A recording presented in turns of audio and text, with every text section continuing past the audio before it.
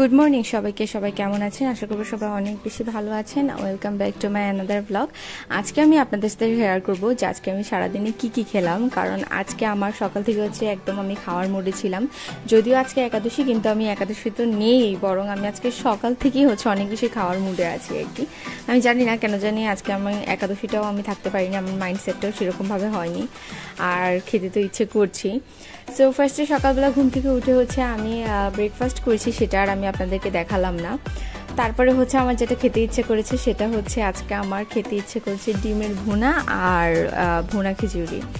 তো ডিমের ভুনা তো করেছি, জাস্ট নর্মালি পেঁয়াজ দিয়ে যেভাবে ডিমের ভুনা করে সেটা করলাম, তার সাথে সালাদ করেছি, আর হচ্ছে ভুনা খিচুড়ি করেছি, আর তো সাথে লেবু ছিলই।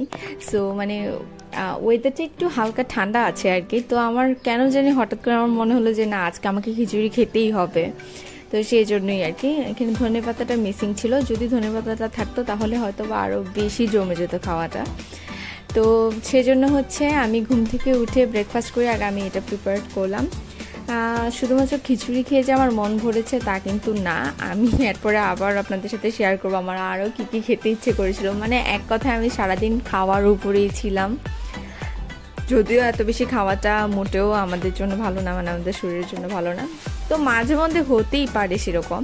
তো আমি আসলে রেগুলার এভাবে খাওয়া দাওয়া করি না, তবে আজকে আমার কেন জানি এমন ইচ্ছে করছিল আর কি। তো ফার্স্টে আমি সালাদটা এখানে করে নিলাম, শসা, টমেটো আর হচ্ছে পেঁয়াজ দিয়েছি এখানে, আর সর্ষের তেল ইউজ করেছি। সর্ষের তেল দিলে আমার কাছে সালাদটা খেতে বেশি ভালো লাগে।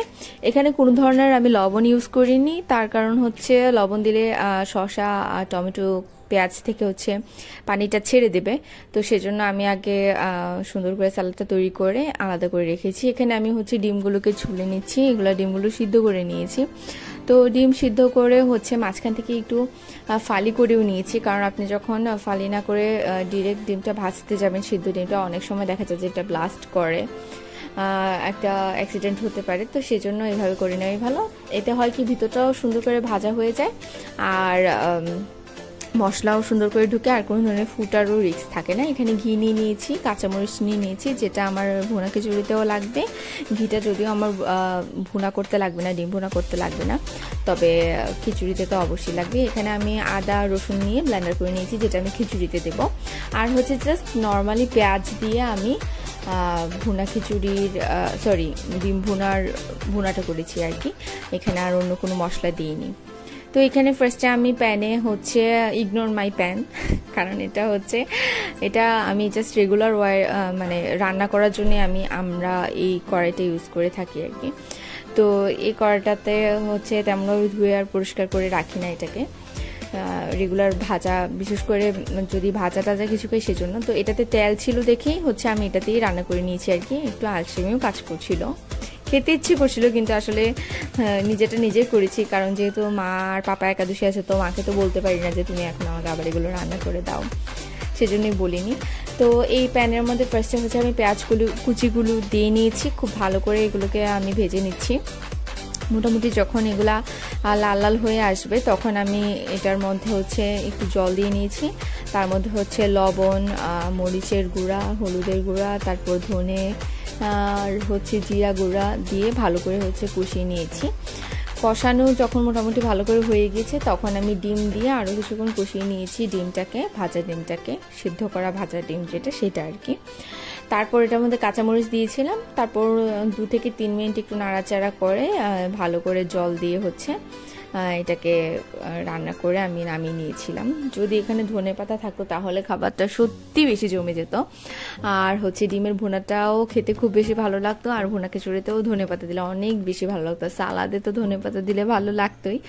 আপনাদের একটা মজার ঘটনা শেয়ার করি, আমি ছোটবেলা থেকে কখনোই ধনে পাতাটা পছন্দ করতাম না, এবং ধনে পাতার গন্ধ পেলে আমার হচ্ছে অসহ্য লাগতো। একটা কথা আছে না যে মানুষের মন এটাকে বোঝা সব থেকে বেশি দায়। আমি ছোটবেলায় যে জিনিসটা একদমই পছন্দ করতাম না, এবং মানে এটার গন্ধ পেলে আমার খাওয়ার রুচিটা অনেক সময় চলে যেত। দেখা যেত ছোটবেলা আমি ধনে পাতার গন্ধ পেলে হচ্ছে আর কোনো কিছু খেতেই চাইতাম না, আমার ভাত খেতেই ইচ্ছে করতো না। সেই ধনে পাতাকে এখন আমি মানে খুঁজে খুঁজে খাই, যে মানে অনেক সময় দেখা যাচ্ছে ধনেপাতা নেই, মানে পাওয়া যাচ্ছে না বাজারে, সিজন নেই যেহেতু এটা উইন্টার বেসড একটা, যদিও এখন বাজারে অল টাইমই হচ্ছে পাওয়া যায়। তো দেখা যায় অনেক সময় পাওয়া যায় না, তখন আমি খুঁজে খুঁজে বের করে হলেও আমি ধনেপাতাটা কিনে আনি। মানে ওই ধনেপাতাটা আমার এখন এত বেশি ভালো লাগে। আসলে দেখেন মানুষ কত অদ্ভুত, মানুষের মনটা কত অদ্ভুত, পরিবর্তন হতে কত কম সময় লাগে। মানে কিছুদিন আগেও আমি যে জিনিসটা দেখতে পারতাম না, সহ্য করতে পারতাম না, যেটা দেখলে বা যেটার ঘ্রাণে আমার খাওয়ার রুচি নষ্ট হয়ে যেত, সেটাই এখন আমি এত হচ্ছে এত করে খাই আর কি। মানে কি বলবো এটাকে, মানে এত আমোদ করে খাই আর কি। তো এখানে হচ্ছে আমার মোটামুটি ভুনাটাও রেডি হয়ে গিয়েছে, ডিমের ভুনাটা। জাস্ট এবার একটু ভালো করে মশলাটাকে কষিয়ে আমি জল দিয়ে নামিয়ে নেব আর কি।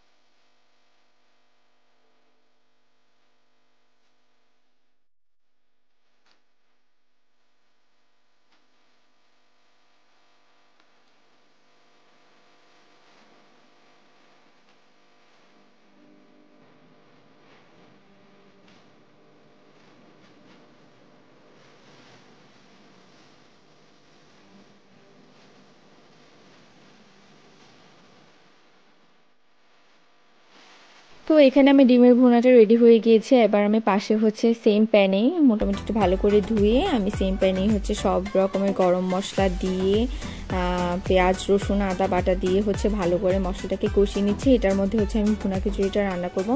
মশলাটা যখন ভালো করে কষানো হয়ে যাবে, তেলটা উপর দিকে যখন চলে আসবে, তখন এখানে আমি হচ্ছে আমি কি নিয়েছি সেটা বলে, আমি পোলাও চাল নিয়েছি, মুগ ডাল নিয়েছি। মুগ ডালটা আমি ভেজে নিইনি, একটু কাঁচাটাই নিয়েছি, আমার এটা কাঁচা গন্ধটা ভালো লাগে। আবার অন্যান্য ক্ষেত্রে আবার একটু মুগ ডালটা ভেজে নিলে খেতে বেশি টেস্ট লাগে আর কি। আর হচ্ছে মুসুরির ডাল নিয়েছি, লবণ টবণ সব কিছু একসাথে দিয়ে হচ্ছে ভালো করে চালটাকে আমি আগে ভেজে নিচ্ছি, চাল ডাল সবগুলোকে একসাথে। তারপর হচ্ছে এখানে আমি গরম জল দিয়ে রেখেছিলাম, মানে আমি এখানে 2 পটের মতো চাল নিয়েছিলাম, চাল ডাল নিয়েছিলাম, তো এখানে 4 পটের মতো হচ্ছে জল দিয়ে দিয়েছি আর কি। আর এখানে কাঁচামরিচ একটু হালকা একটু ফালি করে নিয়েছিলাম নিচের দিক থেকে, সেটাকে হচ্ছে দিয়ে দিচ্ছি খিচুড়ির মধ্যে। আর উপর থেকে হচ্ছে একটু ঘি দিয়ে দেবো, ঘি দিয়ে ভালো করে হচ্ছে ঢেকে একদম লো ফ্লেমে দিয়ে 5 থেকে 10 মিনিট রান্না হবে। তাহলে চালগুলো সুন্দর করে সিদ্ধ হয়ে যাবে, ঝরঝরে থাকবে, আর খেতে তো ভালো লাগবেই। মানে একেবারে চাল চালও থাকবে না, বা ভিতরটা 80% হয়েছে বাকিটা 100% হয়নি, এরকম কোনো কিছুও হবে না। আবার সুন্দর করে সিদ্ধ হয়ে যাবে, নরম হবে, এই আর কি। তো খিচুড়িটা এখানে আমার রেডি, খিচুড়ি ডিমের ভুনা আমার রেডি। তারপর হচ্ছে আমি স্নান করেছি, ত্রিফকে স্নান করেছি, ওগুলো আর কিছু দেখালাম না। এবার হচ্ছে আমি খেয়ে নিচ্ছি আর কি আমার বহু আকাঙ্ক্ষিত ভুনা খিচুড়ি আর ডিমের ভুনা। তারপর হচ্ছে সন্ধ্যাবেলা আমি বেরিয়েছিলাম, আমি হচ্ছে আরেকটা কোর্সে, আমি আপনাদেরকে বলেছিলাম যে আমি একটা আইটি কোর্স করছিলাম অলরেডি, তো ওইটা আমার অলমোস্ট শেষ। তো এখানে আমি আরেকটা কোর্সে হচ্ছে আমি আমার ফ্রেন্ড আমার বোন সবাই হচ্ছে অ্যাডমিট হব আর কি। তো সেটাই অ্যাডমিট হতে গিয়েছিলাম। আমাদের ওইটার ক্লাস অবশ্য শুরু ডিসেম্বর থেকে, তো ততদিনে আমাদের এই কোর্সটাও শেষ হয়ে যাবে। তো ওইখানে যাওয়ার আগে হচ্ছে ফার্স্টে আমি এখানে আমরা এসেছি ফুচকা খেতে। আমাদের অনেকদিন ধরে ফুচকা খেতে ইচ্ছে করছিল, মানে অনেক রেস্টুরেন্টে অনেক কিছু চাইনিজ হ্যানা তেনা অনেক কিছু খাওয়া হচ্ছে আর কি, কিন্তু যেটা খাওয়া হচ্ছে না সেটা হচ্ছে ফুচকা আর কি। তো ফুচকার জন্য এখানে আমার ক্লিপটা উল্টে গিয়েছে, আমি এডিটের সময় দেখিনি, বাট আমি র ফাইলটাও অলরেডি ডিলিট করে দিয়েছি, ভয়েস দেওয়ার সময় দিচ্ছি আর কি। তো এখানে আমরা 2টা ফুচকা অর্ডার করেছিলাম, একটা চটপটি অর্ডার করেছিলাম। চটপটিটা তো চলে এসেছে, ফুচকাও চলে এসেছে। তবে ফুচকা থেকে চটপটিটা বেশি ভালো লেগেছে, যেহেতু একটু হালকা হালকা ঠান্ডা ছিল। তো চটপটিটা যেহেতু গরম ছিল, বেসিক্যালি গরমই থাকে চটপটিটা, যেহেতু এটা লিকুইড জাতীয়, তো এটা গরম করে সার্ভ করা যায়। বাট ফুচকাটা তো চাইলেই গরম করে সার্ভ করা যায় না, যতটুকু সম্ভব গরম তো করেছে, বাট ওটা ঠান্ডাই থাকে বেসিক্যালি। তো হচ্ছে আমরা চটপটি ফুচকা খেয়েছি, এখানে হচ্ছে এক্সট্রা চিলি ফ্লেক্স, মশলা সব কিছুই দিয়েছে আর কি। তো ওগুলো খাওয়া টাওয়া শেষে হচ্ছে আমরা বেরিয়ে পড়েছি। পাশেই হচ্ছে আমাদের যেখানে আমরা অ্যাডমিট হব সেই ইয়েটা ছিল আর কি। তো ওখানে গিয়েছি। এখানে হচ্ছে এই বিল্ডিংটা দেখানোর কারণ হচ্ছে আমাদের এটা হচ্ছে একদম আমাদের ইন্টারসেকশনের কলেজের যেই কলেজে আমরা পড়েছি, সরকারি কলেজে, ওটার পাশেই হচ্ছে এই বিল্ডিংটা। 6 বছর আগে আমরা যখন ভর্তি হয়েছি তখন এটার কাজ চলছিল, তো এখন কমপ্লিট হয়ে গিয়েছে। মানে দেখতে মনে হলো যে কত তাড়াতাড়ি হয়ে গিয়েছে, কিন্তু মাঝখানে 6-7 বছর কেটে গিয়েছে। তো ভাবতেই একটু অন্যরকম লাগছে আর কি। তো এই তো এখানে চলে এসেছি।